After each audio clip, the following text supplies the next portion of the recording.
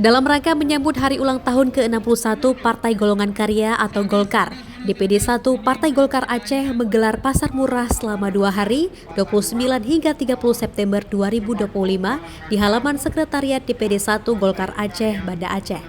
Sebanyak 2.000 paket sembako disediakan dengan harga terjangkau bagi masyarakat.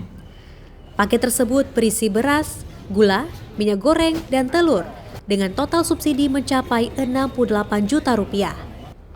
Wakil Ketua DPD 1 Golkar Aceh Jamaluddin mengatakan, pasar murah ini menjadi wujud kepedulian partai terhadap beban ekonomi warga. Meski belum bisa menjangkau semua kalangan, ia berharap kegiatan ini mampu sedikit meringankan kebutuhan masyarakat. Selain di Banda Aceh, kegiatan serupa juga digelar di 23 kabupaten dan kota lainnya di Aceh. Subsidi ke program ini per paket sebesar Rp34.000. Ya. Kenapa kita laksanakan ini?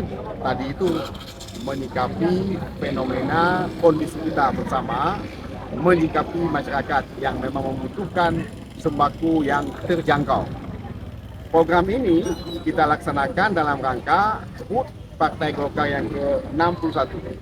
Ya. Dan ini kami berharap ya, program ini bisa diterima dengan baik di tengah-tengah masyarakat, karena dalam pandangan kita bersama ini yang paling dibutuhkan oleh masyarakat pada saat ini. Sejumlah warga pun mengaku terbantu dengan program pasar murah ini, terutama di tengah melonjaknya harga kebutuhan pokok. Ya, kami mewakili masyarakat sangat membantu, apalagi kan sekarang di pasar kebutuhan rumah tangga seperti ini dah naik semua harga kan. Kalau ini sangat membantu dengan adanya pasar murah. Kalau bisa ya, mungkin ini kurang ini karena akhir bulan ya, kalau bisa awal bulan dibuatnya.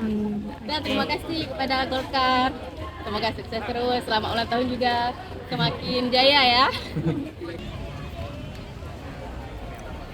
Dari Kota Banda Aceh, Cut Naufal melaporkan untuk Waspada Aceh.